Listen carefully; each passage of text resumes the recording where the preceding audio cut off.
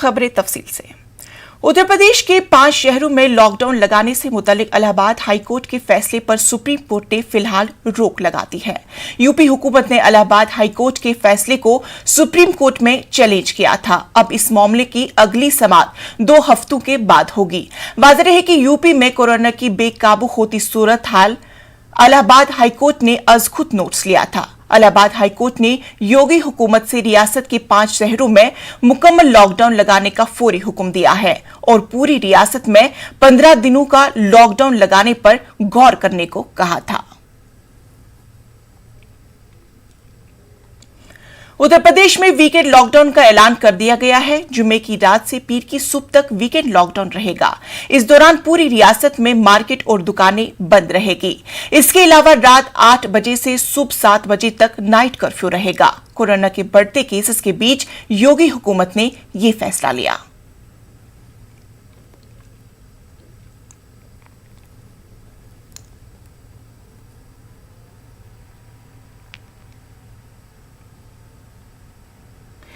तेलंगाना हुकूमत ने रात के कर्फ्यू का ऐलान कर दिया है। कर्फ्यू आज रात 9 बजे से नाफिज होगा और यकम मई तक जारी रहेगा। नाइट कर्फ्यू रात 9 बजे से सुबह 5 बजे तक नाफिज रहेगा। तिजारती इदारे, दफातर, दुकानें, होटलों को रात 8 बजे बंद करने की हिदायत दी गई है। मेडिकल खिदमात, मीडिया, इंटरनेट, IT खिदमात, पेट्रोल पंप्स, बिजली पानी की सप्लाई, प्राइवेट सिक्योरिटी पर कर्फ्यू के दौरान कोई पाबंदी नहीं रहेगी। रियासत में एक मकाम से दूसरे मकाम को जाने या दूसरी रियासतों से आमदरफ्त के लिए पास जारी किए जाएंगे। वाज़ेह है कि तेलंगाना हाईकोर्ट ने कल ही रियासती हुकूमत को नाइट कर्फ्यू या वीकेंड लॉकडाउन करने के लिए 48 घंटों का वक्त दिया था और आज हुकूमत ने रियासत में नाइट कर्फ्यू का ऐलान कर दिया है।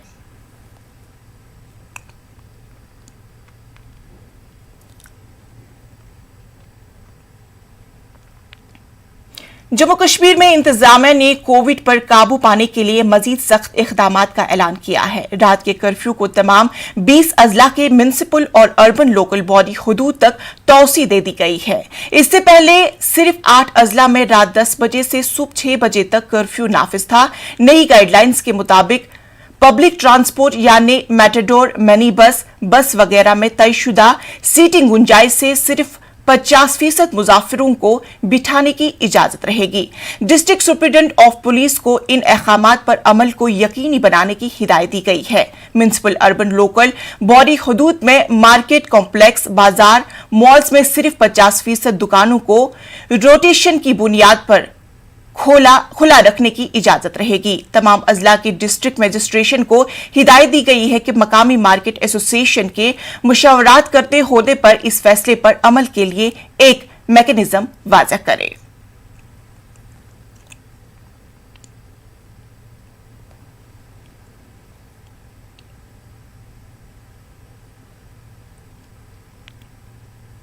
गुजरात के राजकोट में कोरोना से हालात अबतर हो चुके हैं। यहां सरकारी अस्पतालों के बाहर 100 से ज्यादा निजी गाड़ियों में कोविड मरीजों का इलाज जारी है। यहां पर अस्पताल के बाहर एम्बुलेंस भी खड़ी हुई है जिसमें मरीजों का इलाज किया जा रहा है।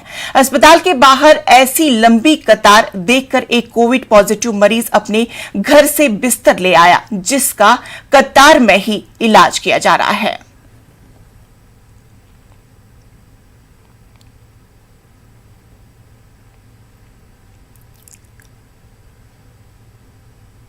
मध्य प्रदेश में कोरोना के बढ़ते कहर के बीच वजीर आला शिवराज सिंह ने सूबे के तमाम अजला के कलेक्टर के साथ मीटिंग की। मीटिंग में कोरोना को कंट्रोल करने के लिए नए टास्क मुकर्रर किए हैं। कोरोना कहर में गरीबों को 3 महीने का मुफ्त राशन देने की भी हिदायत दी गई है।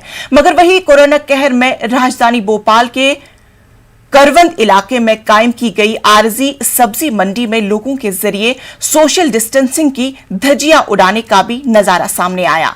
ऐसे में सवाल उठने लगा है कि अगर हम भी बेदार नहीं हुए तो हालात कितने नागुफ्ता होंगे, इसका बयान नहीं किया जा सकता। मध्य प्रदेश में कोरोना के एक्टिव मरीजों की तादाद जहां 74,000 तजावुज कर गई है और पिछले 24 घंटों में रियासत में कोरोना के 12,857 नए मामले दर्ज किए गए हैं। इस बीच खुशी की खबर यह है कि रियासत में पिछले 5 दिनों में 32,000 से ज्यादा लोग सेहतियाब होकर अपने घरों में गए हैं। रियासत में नए इंतजामात को लेकर क्या कहते हैं सीएम शिवराज सिंह, आप भी सुनिए। एक 3 महीने का राशन एक साथ देने के मैं निर्देश जारी कर रहा हूं, निःशुल्क दिया जाएगा। ये बार बार राशन की दुकान पे आना जाना खत्म होगा। 3 महीने का राशन एक बार निःशुल्क दे देंगे तो निःशुल्क राशन गरीबों को मिल जाएगा और 3 महीने का आने जाने का चक्कर खत्म हो जाएगा। जनता कर्फ्यू जहां है वहां रह जाए, इसलिए अब 30 अप्रैल तक इस चैन को तोड़ दें। टेस्ट होम आइसोलेशन में जगह नहीं तो फिर कोविड केयर सेंटर में छूट दे रहा हूं, जितनी जरूरत है अनुमति है आप बना लीजिए। राशि आपके पास है, जरूरत पड़ेगी मैं और भेज दूंगा, उसकी चिंता मत करना। और कोविड केयर सेंटर में स्टाफ की भर्ती में कंजूसी मत करना, जो जैसा मिले आप उपयुक्त होना चाहिए। बस आपको अधिकार दिए गए, उन अधिकारों का जो गाइडलाइन उसी के अनुरूप आप उपयोग करें।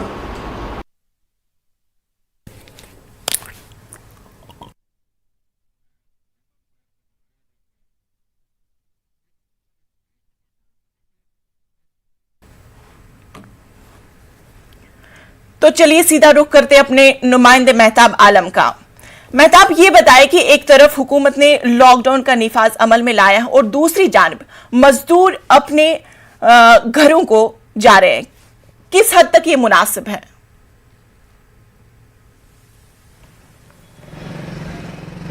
यहाँ पर इंशा कई बातों को समझने की ज़रूरत है। एक तो माइग्रेंट मजदूर जो जा रहे हैं और दूसरा है कि वज़ीर आला ने कहा कि 3 महीने तक जो लोग बिलो पॉवर्टी के नीचे हैं उनको मुफ्त में राशन दिया जाएगा।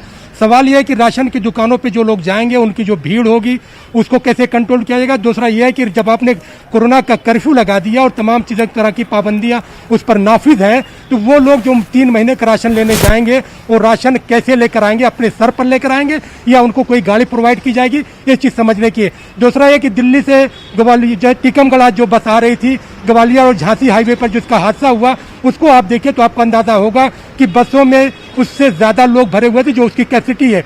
ऐसे में अगर जो उस पर कंट्रोल नहीं किया गया, उस पर नजर नहीं रखी गई, तो हुकूमत की जो कोशिशें हैं खुद उसको जो है धक्का लगेगा, क्योंकि वहां पर जो सोशल डिस्टेंस और कोविड के जो ज़ाब्ते हैं उसका जो है उस पर अमल नहीं हो रहा है। ऐसे ही मध्य प्रदेश की राजधानी भोपाल में जो करोद मंडी है वहां पर आरजी मंडी में जिस तरह की भीड़ देखने को मिल रही है वो खुद हुकूमत के ज़ाब्ते की जो है खिलाफ वर्जी है। तो यहाँ पर हुकूमत को जहाँ पर ज़ाब्ता बनाया है, जहाँ पर वज़ीर आला शिवराज सिंह ने तमाम अख्तियारात जिला कलेक्टर को दिए हैं, एक खुशाइंद कदम है कि जो भी ज़रूरत हो सकती है उसको जो तकर्रुर का अख्तियारात भी दिया गया है। वहीं पर इस पहलू पे भी नज़र रखने की है कि अगर कहीं पर बाजार खोले जा रहे हैं तो वहाँ पर भीड़ ना हो और वहाँ पर पुलिस का इंतजाम पहले से किया जाए, क्योंकि जब कई दिन तक बाद जो है शहर में पाबंदी है, लॉकडाउन लगा हुआ है और लोगों को ज़रूरियात ज़िंदगी के लिए लोग बाजार की तरफ जा रहे हैं, तो वहाँ पर वो भूल जाते हैं कि हमें फौरी तौर पर सामान लेकर निकलना है। तो वहाँ पर ऐसा ज़ाब्ता बनाया जाना चाहिए कि लोग जो है सोशल डिस्टेंस के साथ खड़े रहें, अपना सामान लें। और हुकूमत भूल चुकी है कि इस क्राउड की वजह से कोरोना वबा फैल सकता है?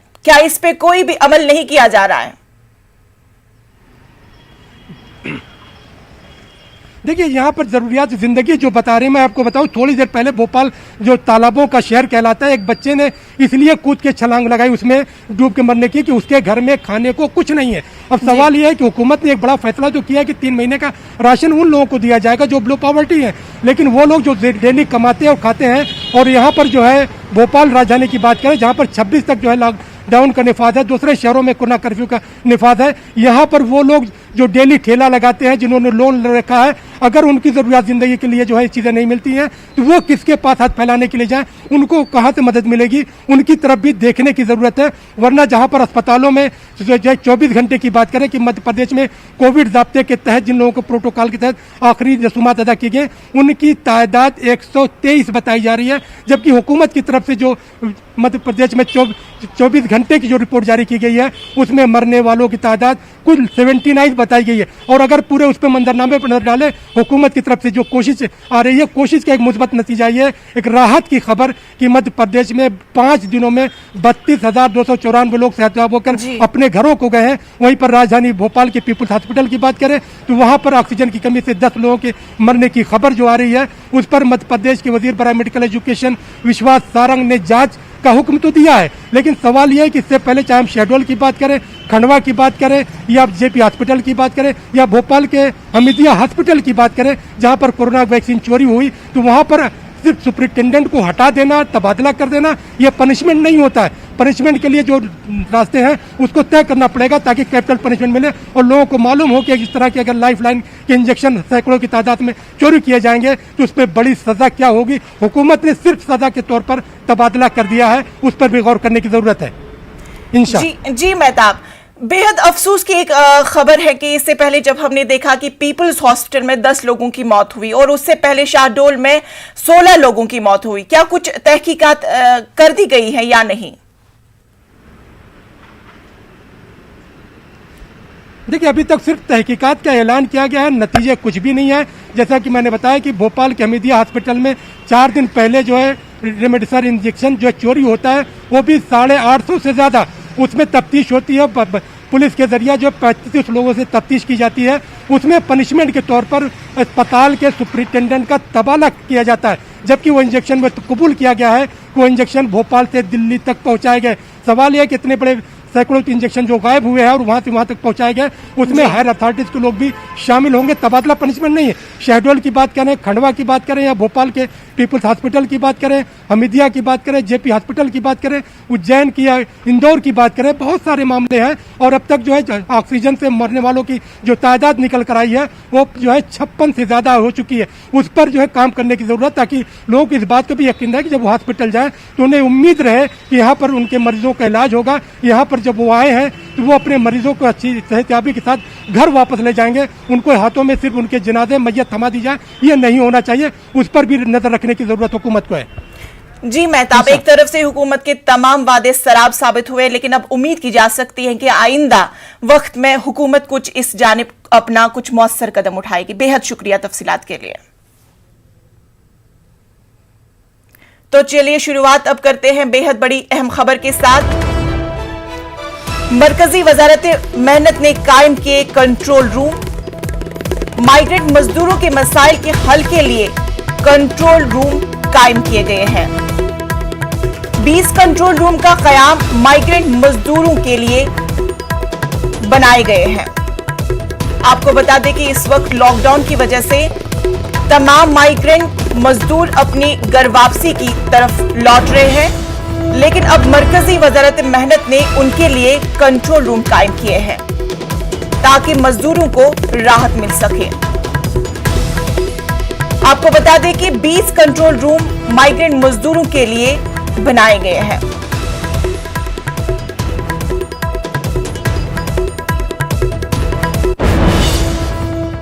वक्त हुआ छोटे से वक्फे का, मिलते हैं कुछ और अहम खबरों के साथ। महाराष्ट्र के सबसे बड़े कोविड वैक्सीन सेंटर में वैक्सीन नादर्द है, जिसकी वजह से इस सेंटर को बंद करना पड़ा है। सीनियर सिटीजन मायूस और गुस्से की हालत में वापस कर लौटे हैं।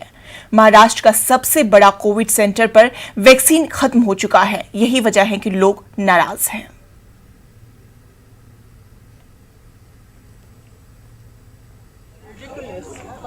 वो SMS आया 1 बजे तक हमको बुलाया कि आपको PKC मिल जाएगी। हम लोग अपनी मम्मी को लेकर आए, 70 साल की एज है। अभी बोल रहे स्टॉक का माल भी नहीं है। अच्छा, अभी मम्मी धूप में खड़ी है। हाँ।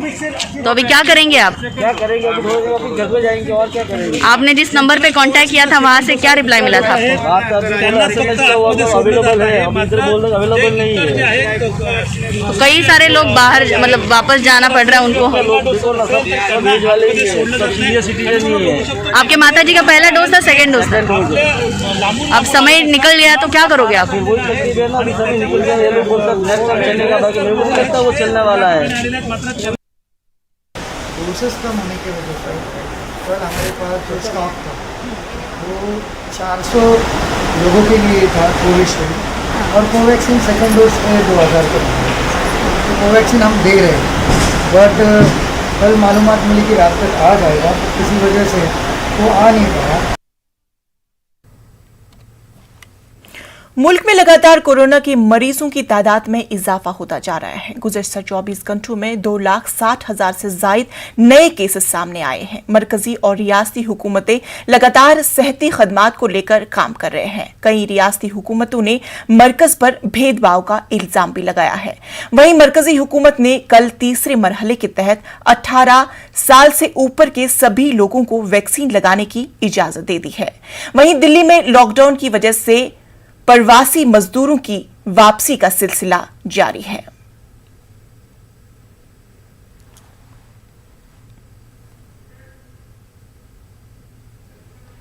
भारत कोरोना महामारी की गिरफ्त में है। लगातार कोरोना मरीजों की संख्या बढ़ती जा रही है। पिछले 24 घंटे की अगर बात की जाए तो देश में 2,60,000 से ज्यादा मरीज कोरोना पॉजिटिव हुए हैं। इसके साथ ही अलग अलग राज्य अलग अलग तरह से पाबंदियां लगा रही है। दिल्ली की अगर बात की जाए तो 6 दिनों के लिए दिल्ली सरकार ने दिल्ली को लॉकडाउन कर दिया है। जो ज़रूरी चीज़ें हैं, जो ज़रूरी कामों से जुड़े हुए लोग हैं, उनको जो है वो कर्फ्यू पास दिया जा रहा है। पास के ज़रिए वो आवाजाही कर सकते हैं, लेकिन इसके अलावा तमाम जो चीज़ें हैं उस पर रोक लगा दी गई है। लेकिन इसके साथ ही जो सबसे बड़ी समस्या जो पिछले साल भी देखने को मिली थी वो है मजदूरों के पलायन का, जिसका सिलसिला कल से ही शुरू हो गया है।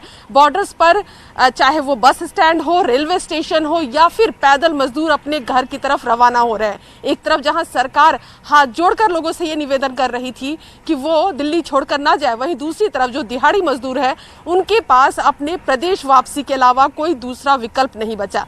वहीं एक बड़ी चीज सरकार ने भी की।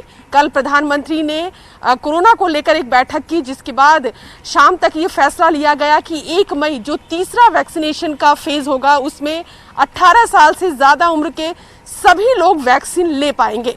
तो सरकार भी अपनी तरफ से लगी हुई है कि किस तरह से इस महामारी पर रोक लगाया जाए, चाहे वो वैक्सीन की बात हो या फिर ज़रूरी सुविधाएं की, क्योंकि हर प्रदेश से लगातार एक ही तरह की खबरें आ रही हैं कि मरीज ज़्यादा हैं, अस्पतालों में बेड्स कम हैं, वेंटिलेटर नहीं है, ऑक्सीजन की समस्या है और इन तमाम चीज़ों से सभी राज्य सरकारें जूझ रही हैं। वहीं राजनीति भी चरम पर है।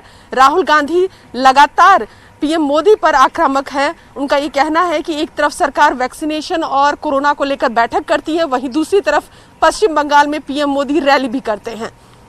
कैमरा पर्सन सोनू के साथ रंजीता झा, न्यूज़ 18 नेटवर्क। दिल्ली में लॉकडाउन जारी है। जरूरी चीजों को छोड़कर बाकी सभी खिदमात बंद हैं। शॉपिंग मॉल, तिजारती मराकज, तालीमी इदारे जरूर बंद हैं, लेकिन सड़कों पर आमदरफ्त जारी है। पुलिस चार जानिब मुस्तैद है। ज़ाब्ते की खिलाफ वर्जी करने वालों पर कार्रवाई की जा रही है। हमारी नुमाइंदा रवि मिश्रा ने हालात का जायजा लिया।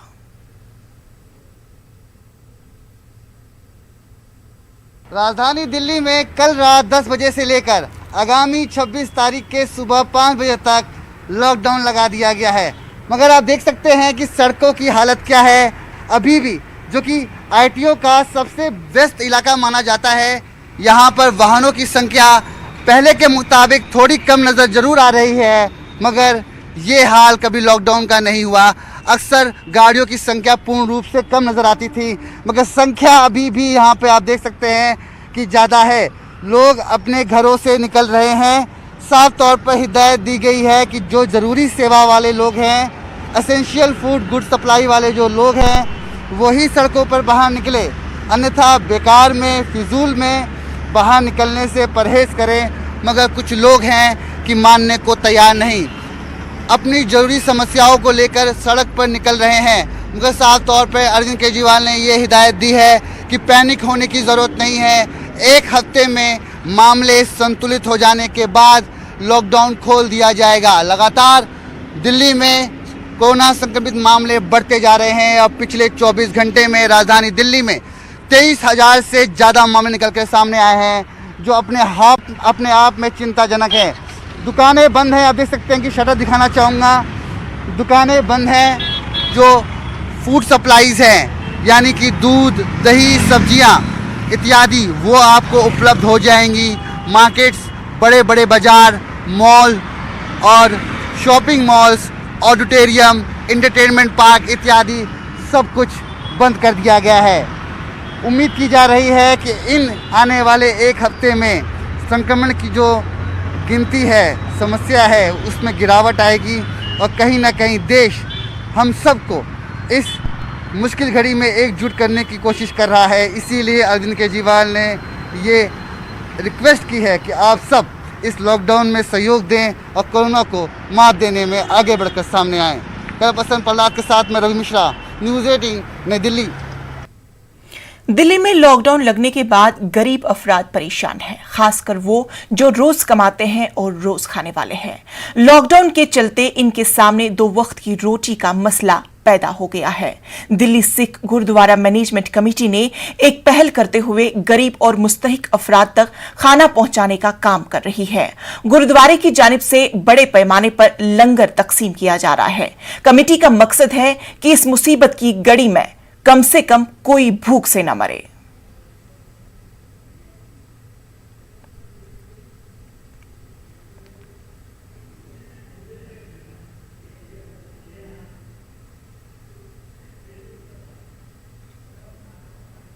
लॉकडाउन हो चुका है, लोग जल्दी से पढ़ाई करना शुरू हो गए। दिल्ली से कल कैसे आपने देखा किस तरह से बसों में लाइनें लगी, क्योंकि लोगों को खाने की चिंता है, भूख की चिंता है। और अब यहाँ पे टोटल ऑटोमेटिक मशीनों से ये खाना बनाया जाता है।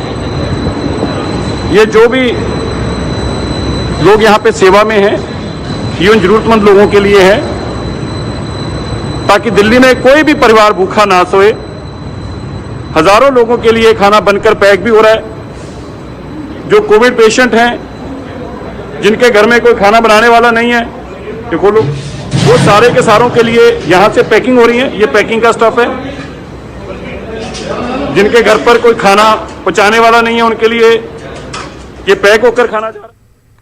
मारूफ अफसाना निगार, दूरदर्शन के साबिक सीनियर अफसर और एक मुद्दत तक दूरदर्शन के कौमी चैनल पर उर्दू की शम्मा जलाए रखने वाले अंजुमन उस्मानी भी अपने मालिक हकीकी से जा मिले।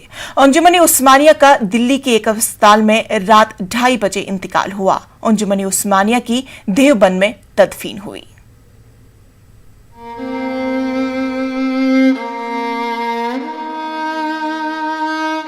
एक बेहतरीन इंसान और उर्दू का एक बड़ा नाम, जिन्होंने उर्दू की बेलौस खिदमत अंजाम दी, दाइए अजल को लब्बैक कह गए। जहाँ मारूफ अफसाना निगार, दूरदर्शन के साबिक सीनियर अफसर और एक मुद्दत तक दूरदर्शन के कौमी चैनल पर उर्दू की शमा जलाए रखने वाले अंजुम उस्मानी भी अपने मालिक हकीकी से जा मिले। दिल्ली के एक अस्पताल में इन्होंने आखिरी सांस ली। रात 2:30 बजे इनका इंतकाल हुआ। इनकी तदफीन आबाई वतन देवबंद में अंजाम दी गई। अंजुम उस्मानी 1968 में देवबंद से इब्तिदाई तालीम से फरागत हासिल करने के बाद अलीगढ़ मुस्लिम यूनिवर्सिटी का रुख किया और 1971 में वो दिल्ली आ गए और आखिर वक्त तक दिल्ली में ही मुकीम रहे। 1978 में अंजुम उस्मानी ने MA उर्दू किया और इसी साल इनका पहला अफसानवी मजमुआ शब आशना मंजर आम पर आया। इन्होंने टेलीविजन नशरियात पर 2 किताबें तहरीर की जो जर्नलिज्म के तलबा में काफी मकबूल हुई। इनकी ये तख्लीक उर्दू जर्नलिज्म के तलबा की रहनुमाई करती रहेंगी। इन्होंने तंज़ो मज़ाहिया मज़ामीन का मजमुआ शगुफ्तगी की तलाश में शाये करके अपने क़ारीन को चौंका दिया था, क्योंकि ज़्यादातर कारी इनके इस रंग से वाकिफ नहीं थे। इनके कई अफसाने काफ़ी मकबूल हुए। कहीं कुछ खो गया है, सफ़र दर सफ़र, शब आशना, ठहरे हुए लोग अंजुम उस्मानी के अफसानवी मजमुए हैं। अंजुम उस्मानी की पैदाइश 1955 में सहारनपुर के मशहूर इल्मी व दीनी खानवादे में हुई। इनके परदादा मौलाना फजलुर रहमान देवबंद के बानियों में से थे और फारसी और उर्दू के अच्छे शायर थे। घर का माहौल अदबी था और इसकी झलक अंजुम उस्मानी की शख्सियत में वाज़े नजर आती थी। Bureau report, news 18 Urdu. खबरों में फिलहाल इतना ही। आदाब।